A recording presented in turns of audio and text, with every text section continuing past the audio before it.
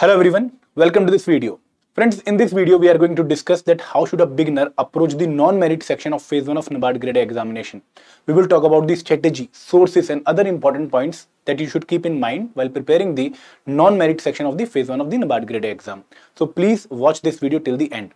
लेकिन आगे बढ़ने से पहले मैं आप लोगों से रिक्वेस्ट करूंगा कि if you are new to our YouTube channel, हमारे चैनल को सब्सक्राइब करना ना भूलें, क्योंकि बहुत ही क्वालिटी कंटेंट आप लोगों के लिए लेकर आते हैं for the NABARD grade A exam preparation. So let's start the video. Friends, so first of all, I would like to congratulate you that you have made the decision of starting the preparation for the NABARD grade A examination.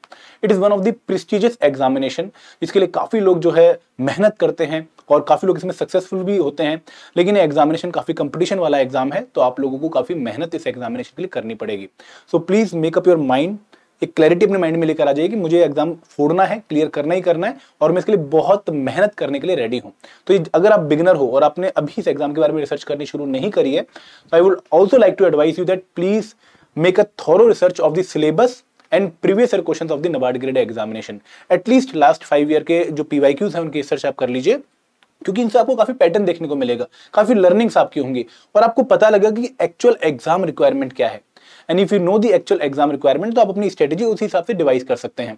तो यहाँ पर आपके लिए important point क्या है, अगर आप beginner हैं, कि सबसे पहले सिलेबस को एक प्रिंटेड फॉर्म में रख लीजिए अपने सामने, प्लस PYQ को अपने पास रख लीजिए और उनकी एनालिसिस अच्छे से कर लीजिए. 1-2 दिन का टाइम लगेगा, लेकिन ये आपकी आगे बहुत हेल्प करने वाले हैं. एंड दोस्तों, इसके बाद मैं आप लोगों को एक और पॉइंट समझाना चाहूंगा कि आपके पास अभी टाइम की कमी नहीं है. You have enough time to prepare for this examination. तो काफी रश मत करिएगा, एक अच्छी स्ट्रेटेजी आप बना सकते हैं, उसको इंप्लीमेंट भी कर सकते हैं. और ऐसा नहीं है कि आपको उस अच्छी स्ट्रेटेजी को अपनाने के लिए, इंप्लीमेंट करने के लिए कुछ कंप्रोमाइज करना पड़ेगा. You just have to follow a normal schedule. अगर आप दिन में 5 से 6 घंटे पढ़ते हैं, तो you can easily prepare for this NABARD grade examination till the release of the notification, जो कि अगस्त में एक्सपेक्टेड है. तो यहाँ पर ये पॉइंट आपके माइंड में जो है क्लियर होने चाहिए बिफोर स्टार्टिंग द प्रिपरेशन. अब हम बात करते हैं NABARD grade A phase 1 examination के पैटर्न की. देखिए, आई होप आप लोगों ने पैटर्न देखा होगा, लेकिन नहीं देखा तो मैं आपको क्लियरली बता दूं कि एक 2 घंटे का एग्जामिनेशन, 2 आवर का एग्जामिनेशन है, जहां पर आपसे 200 क्वेश्चन पूछे जाते हैं. और जो 200 क्वेश्चन हैं, ये 8 कंपोनेंट से पूछे जाते हैं. And out of these 8 components there are 5 components जिनको हम नॉन मेरिट कंपोनेंट्स कहते हैं. इनको हम नॉन मेरिट कंपोनेंट क्यों कहते हैं? क्योंकि इनके मार्क्स आपकी फेज 1 की जो ओवरऑल कट ऑफ है उसमें काउंट नहीं होते हैं. आपको सिर्फ इनकी सेक्शनल कट ऑफ, इन इंडिविजुअल कंपोनेंट्स की कट ऑफ क्लियर करनी होती है. इनके जो मार्क्स आप लेकर आए हैं वो ओवरऑल कट ऑफ में काउंट नहीं होंगे फॉर द फेज 1 एग्जामिनेशन. सो जो रीजनिंग है, इंग्लिश है, कंप्यूटर नॉलेज है, डिसीजन मेकिंग है, ये 5 component out of total 8 components ऐसे हैं जिनको हम नॉन मेरिट सेक्शन या फिर सिर्फ क्वालिफाइंग सेक्शन कहते हैं. इनके मार्क्स को आप ओवरऑल कट ऑफ में नहीं देखेंगे. जो बाकी 3 सेक्शंस हैं, general awareness, ESI and agriculture and rural development, these are the merit section, और इनके जो मार्क्स हैं वो ओवरऑल कट ऑफ में काउंट होते हैं. तो आज हम जो स्ट्रेटेजी की डिस्कशन करने वाले हैं वो इन 5 कंपोनेंट्स की करने वाले हैं. और फ्रेंड्स, जनरली जब हम नॉन मेरिट सेक्शन सुनते हैं तो हमारे माइंड में एक आइडिया आता है कि शायद ये इतनी इंपॉर्टेंट नहीं है. But trust me, these components are as important as the merit section because lots of students find it difficult to qualify for this 5 components. तो आपको ये components को बहुत ही easy नहीं लेना है, मेहनत करनी है इनके लिए भी, और इनमें भी ऐसा स्कोर लेकर आना है जहां पर आप अपने आप को कंफर्टेबल महसूस कर सकें. तो यही मैं आपको चीजें बताने वाला हूं. और एक और इंपॉर्टेंट पॉइंट क्या है कि क्यों इन कंपोनेंट्स की स्ट्रेटेजी आपको पता होनी चाहिए, कि NABARD में कोई सेक्शनल टाइमिंग नहीं है. आपको 2 घंटे में 200 क्वेश्चन सॉल्व करने हैं, तो आपको यहाँ पर टाइम मैनेजमेंट भी आनी चाहिए, आपको रुकना भी आना है. For example, if you are very good in English, आपको लगेगा कि मैं सारे ही क्वेश्चन इंग्लिश के अटेम्प्ट कर देता हूँ. बट फ्रेंड, ट्रस्ट मी, अगर आप सारे क्वेश्चन इंग्लिश के सॉल्व करने जाएंगे तो आपके पास बाकी कंपोनेंट्स के लिए टाइम नहीं बचेगा, जो कि बचाना बहुत जरूरी है. तो यहाँ पर एक टाइम मैनेजमेंट करनी पड़ेगी और एक आइडिया होना चाहिए कि what should be the optimum number of questions I should attempt in this examination to get the cutoff qualified and to have the time for the other section also. तो ये बात आपको मैं पूरे वीडियो में समझाने भी वाला हूँ. तो बात करते हैं सबसे पहले एक बहुत ही इंपॉर्टेंट सब्जेक्ट की, जो है क्वांट. एंड आप में से काफी लोग क्वांट को डिफिकल्ट मानते होंगे, बट दोस्तों, अगर हम NABARD ग्रेड एग्जाम के लिए प्रिपेयर कर रहे हैं, then trust me, the level of quant in the NABARD grade examination is not that high as in RBI grade B examination और इन SBI PO एग्जामिनेशन. तो यहाँ पर क्वांट का लेवल उतना हाई नहीं है.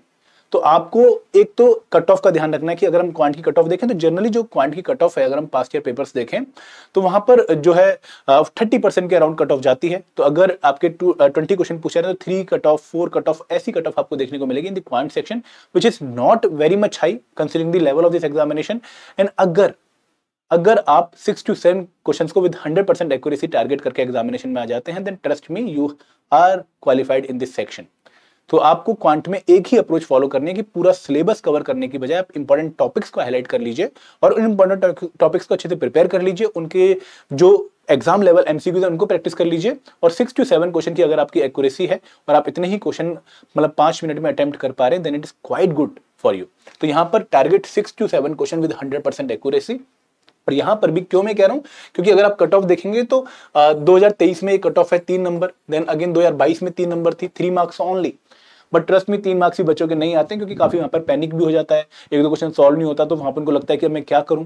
तो आपने अपने स्ट्रेंथ के एरिया के 6 to 7 क्वेश्चंस पकड़ने हैं, उनको सॉल्व करना है, फिर आगे बढ़ना है। तो यहाँ पर यही पहली आपकी अप्रोच रहेगी। Second important thing is prepare the most important topic. Guys, if you see the syllabus of the NABARD grade A examination, then you will not found the complete syllabus of the quant, reasoning or English component, because they have not mentioned the complete syllabus. They have only mentioned the component name quant, reasoning and English. So you have to identify which topics to prepare based on the analysis of the previous year questions. We have done that exercise for you. We have identified the topics which are important for the NABARD grade examination based on the analysis of past year papers, and these are the topics which you should have to prepare on the priority. Data interpretation, very important topic. Almost every year you will find 2 or 3 questions in the DI section. Then quadratic equation, simplification and approximation, percentage, profit and loss, interest, time, work and pipes, number series, time, speed, distance and boats. So these are the basic chapters. अगर आप इनको prepare कर लेते हैं, then you will find quite easy to solve the questions in the examination. Then third important point is follow the right source. Friends, there are so many sources in the market for the quant section. You will find the material from every institute in the quant section, but you need not to follow all that sources, because you have to follow that source which is relevant for the NABARD grade examination. What I mean by saying this, that you should follow R.S. Agarwal. It is quite a good book, and in this book you should solve only those questions which are of moderate to tough level, not very easy level, not very tough level, just moderate to tough level, and which are similar to the questions asked in the NABARD grade A examination. Again, for that you have to have thorough understanding of the previous year questions of the NABARD grade examination phase 1. If you know which type of question are asked in the examination, you will pick only similar question from this particular book. You have to solve those questions and you will be comfortable in the quant section. And last but not the least point, do the time bound practice. Friends, in home, when we are studying for the NABARD grade examination, we just forget the time. We start solving a particular question. It will take 10 minutes to solve a particular question, and we are happy that we have solved the question. But the issue is we have taken 10 minutes. And in the examination, we will not get 10 minutes to solve a particular question. So you have to set the watch that 5 minutes, I have to solve at least 10 questions, in which if 2 questions are negative and 8 questions are right, then I have cleared the cutoff. So this should be a strategy. Always follow the time bound practice for the examination. And again, identify your strength.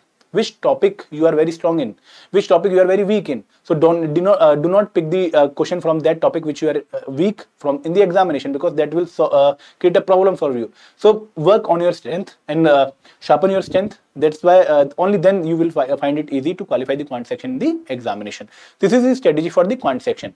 And let me share you that you have to follow a similar strategy in the reasoning also. You need not to cover all the topics. You need not to cover all the syllabus for the reasoning component, and you need not to solve all the questions in the examination from the reasoning component. If there are 20 to 30 questions in the reasoning component, you need not to solve all 20 questions. You just have to solve only 6 to 7 questions in the reasoning component also, because again the cutoff is 30% in 2023 examination. Maximum cutoff in last 3 years is 3.75. So if you have solved 6 to 7 questions with 100% accuracy, trust me, you will be able to qualify the cutoff for the reasoning section.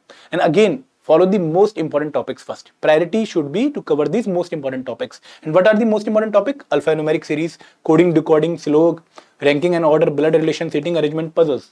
And from where we are saying that these are the important topics based on the analysis of past year paper. If you again analyze this past year paper at your end, you will again find that these are the most important topics from which questions are asked regularly. So you have to prepare these questions on priority list. Okay. Uske you have to follow the right source again for the reasoning section also, R.S. Agarwal book. But trust me, there are lots of questions in this particular book.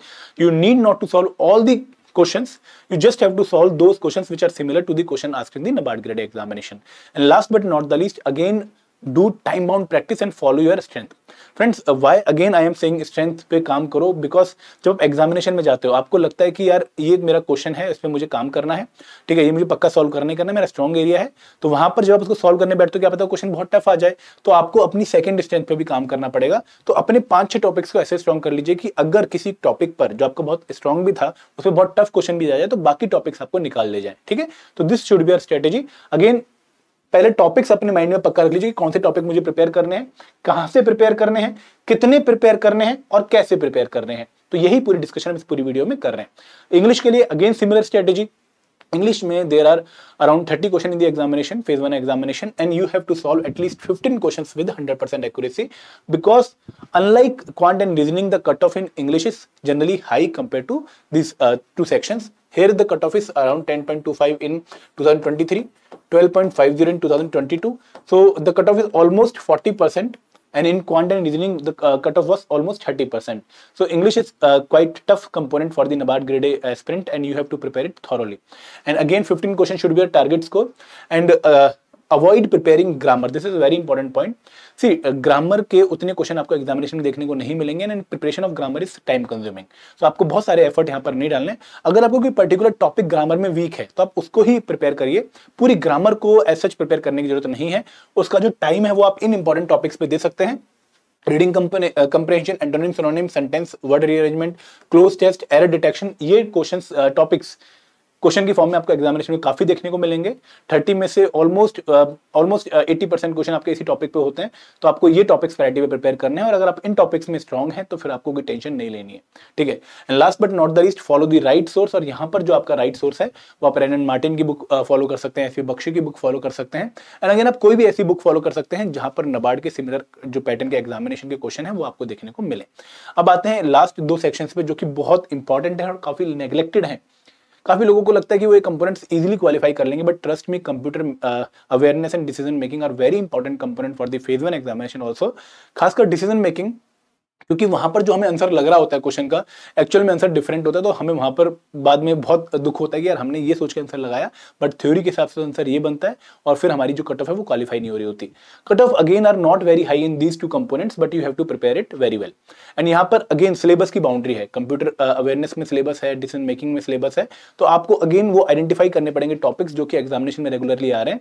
और वो topics कौन से हैं मैं आपको अभी दिखाता भी हूँ। वो टॉपिक्स हैं computer awareness, hardware memory, software and operating system, MS office, database management system, internet, computer security, history of computer, और शॉर्टकट्स कि Ctrl+A क्या होता है, Ctrl+S+ शिफ्ट क्या होता है। तो ऐसे बहुत सारे टॉपिक्स आपको देखने को मिलेंगे, क्वेश्चन देखने को मिलेंगे। पेपर टफ नहीं होता, बस आपकी कवरेज जो है वाइड होनी चाहिए, बहुत डेप्थ में ना भी हो तो भी चलेगा। क्वेश्चन डिफिकल्ट नहीं आ रहे अभी तक, लेकिन अगर आपने पढ़ा ही नहीं है तो फिर आपके लिए डिफिकल्ट रहेंगे। अगर आपने थोड़ा सा भी पढ़ा हुआ है, टॉपिक्स कवर कर रखे, तो आपको कंप्यूटर डिफिकल्ट नहीं लगने वाला, ठीक है। और अगेन यहाँ पर भी आपका जो टारगेट स्कोर होना चाहिए वो 5 to 6 क्वेश्चन होना चाहिए विद 100% एक्यूरेसी, और टाइम कंज्यूमिंग नहीं है। अगर आता है तो आंसर लगाओ और आगे बढ़ो। तो आप अगर आपको आता है तो आप 1.5 मिनट में भी 4-5 क्वेश्चन सॉल्व कर सकते हैं कंप्यूटर के, ठीक है। एंड अगर मैं डिसीजन मेकिंग की बात करूँ तो यहाँ पर भी आपका जो टारगेट स्कोर है वो 10 में से अराउंड 4 क्वेश्चन अगर आप अटेम्प्ट करके आते हैं with 100% accuracy, then you should qualify, you will be able to qualify the cut off of decision making.